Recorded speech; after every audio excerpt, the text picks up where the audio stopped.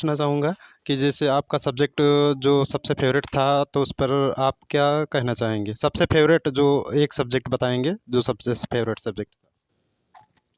सबसे favourite subject science था मेरा, और इसके बाद मैथ आता है। मैथ मैथ में अच्छा लगता था, इसलिए फेवरेट हो गया धीरे-धीरे। पहले तो मुझे मैथ पसंद नहीं थी, फिर हाई स्कूल और 9th और हाई स्कूल में आने के बाद मुझे मैथ अच्छी लगने लगी। और साइंस साइंस में तो मेरा स्टार्टिंग से मतलब बहुत अच्छे मार्क्स भी आते थे और बहुत अच्छी साइंस थी मेरी। चलिए, बहुत-बहुत धन्यवाद। और जितने भी बच्चे मतलब वो पढ़ रहे हैं, तो उन्हीं से रिक्वेस्ट सभी बच्चों से कि आप लोग अच्छे से तैयारी करें और अपने माता-पिता और अपने ज़िले का नाम रोशन करें, और टीचर से अपना वार्तालाप ना करें और टीचर से प्यार से पेश आएँ, ताकि वह अपने आपके पढ़ाई पर ज़्यादा फ़ोकस कर सकें। क्योंकि जो बच्चे टीचर पर उलझते हैं, तो उनका भविष्य वो बनाने में नहीं ज़्यादा मतलब समय देते हैं। क्योंकि जब बच्चे टीचर पर उलझेंगे, तो टीचर आप पर फ़ोकस नहीं करेंगे। तो आप लोगों से यही है कि आप जब तक पढ़ें तब तक धैर्य रख कर पढ़ें और गंभीरता से पढ़ें, और अपने माता-पिता का नाम ज़रूर रोशन करें, और टीचर पर वार्तालाप ना करें। क्योंकि जो बच्चे वार्तालाप करते हैं माता-पिता से या टीचर से, तो कभी भी ज़िंदगी में सक्सेसफुल नहीं हो पाते हैं। तो आप सभी से यही निवेदन है कि आप लोग संघर्षशील रहें, और जो भी समस्याएँ आती हैं उनको कष्ट जो मतलब होता है, तो भी अपना संघर्ष करते रहें। जैसे हम लोग जैसे गाँव से हैं या कोई कहीं से भी हैं, तो समस्या तो आती ही रहती हैं। तो समस्या को देखते हुए भी आगे आपको चलना है, रुकना नहीं है, क्योंकि समस्या तो हर किसी के पास आता है। तो आप लोग ज़रूर संघर्ष करें और इसी तरह आगे बढ़ते रहें। तो चलिए, मैं लास्ट में क्वेश्चन करना चाहूँगा कि जैसे अपने देश में जो अनपढ़ बच्चे हैं या अनपढ़ माता-पिता हैं, तो उनसे आप क्या कहना चाहेंगे कि अपने बच्चे का भविष्य बनाएँ या नहीं? मतलब कुछ बच्चे होते हैं जो बहुत पढ़ना चाहते हैं, मतलब उनका बहुत मन होता है पढ़ने के लिए, लेकिन उनके पेरेंट्स के पास इतने पैसे नहीं होते हैं कि वो अपने बच्चे को पढ़ाएँ। तो कुछ पेरेंट्स होते हैं जो अच्छे होते हैं, तो वो सरकारी गवर्नमेंट स्कूल में भी मतलब सरकारी स्कूल में पढ़ाते हैं, और वो 8 तक पढ़ते हैं, लेकिन बाद में अगर वो आगे नहीं पढ़ा पाते हैं तो बच्चे अपनी पढ़ाई छोड़ देते हैं।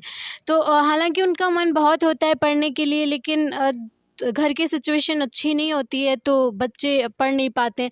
लेकिन पेरेंट्स को सोचना चाहिए कि अगर हर काम हम कर सकते हैं, मतलब अगर घर चलाने के लिए हम थोड़ा बहुत पैसा बटोर सकते हैं, तो बच्चे को पढ़ाने के लिए भी हमें अच्छे से पैसा जो है मतलब इकट्ठा करके मतलब रखना चाहिए कि हाँ, हमारा बच्चा अगर पढ़ेगा तो कुछ तो शिक्षित होगा, ताकि वह भी मतलब आगे जाके अपने बच्चों को अच्छे से पढ़ा सके। अगर वह इतना अच्छा थोड़ा बहुत ही पढ़ जाएगा, इतना पढ़ जाएगा कि हाँ, हम भी अपने बच्चे को पढ़ाएँगे, तो उसे बच्चे को पहली बात तो पढ़ाना चाहिए, चाहे वो गवर्नमेंट स्कूल में हो, चाहे वो प्राइवेट स्कूल में। अगर पेरेंट्स के पास पैसा नहीं है, तो कहीं से भी वो जब घर चला सकते हैं, तो बच्चे को पढ़ाने के लिए भी पैसा इकट्ठा करके उसे पढ़ाएँ।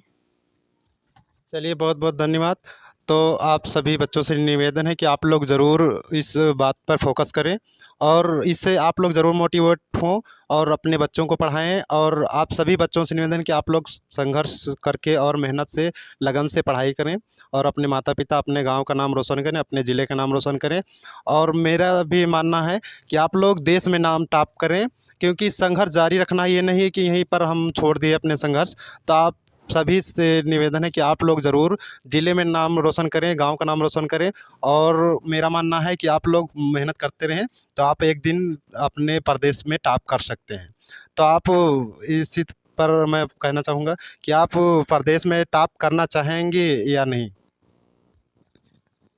मतलब मेहनत तो सब लोग करते हैं, सब लोग चाहते हैं कि हाँ, उनका अच्छे से नाम आए। अब मेहनत होगी, अगर भाग्य ने साथ दिया और पेरेंट्स का इसी प्रकार सपोर्ट रहा, अच्छे से आशीर्वाद रहा, और गुरुजनों का भी अगर सपोर्ट रहा, अच्छे से आशीर्वाद रहा, तो ऑफ़ कोर्स मैं भी मेहनत करूँगी नाम लाने के लिए। तो चलिए, मैं कहना चाहूँगा कि जैसे माता-पिता सपोर्ट करते हैं और गार्जियन सपोर्ट करते हैं और स्कूल के टीचर भी सपोर्ट करते हैं, और गाँव के लोग मतलब जो होते हैं वो कितना आपको सपोर्ट करते हैं पढ़ने में। गाँव के लोग कितना सपोर्ट करते हैं इसका अंदाज़ा तो मतलब इतनी जल्दी नहीं लगाया जा सकता, लेकिन हाँ, हमारे मोहल्ले के लोग अच्छे हैं, वो चाहते हैं कि हमारे मोहल्ले के बच्चे पढ़ें और आगे बढ़ें। मतलब अगर कोई बच्चा पढ़ रहा है तो पूरी कोशिश करते हैं कि हाँ, वो पढ़ जाए, आगे बढ़ जाए। मतलब जलन भाव नहीं रखते हैं कि हाँ, वो पढ़ रहा है, क्यों पढ़ रहा है, कि हम उसकी पढ़ाई छुड़ाने पे तुल जाएँ। लेकिन नहीं, ऐसा नहीं है, बिल्कुल भी वो बहुत अच्छे से सपोर्ट करते हैं। हाँ, कहते हैं कि बिटिया ऐसे पढ़ो, मतलब अपने बच्चों को भी समझाते हैं कि हम पढ़ाते हैं तुम्हें, अच्छे से पढ़ो। चलिए बहुत बहुत धन्यवाद। बहुत बहुत धन्यवाद आप सभी का, कॉन्ग्रेचुलेसन।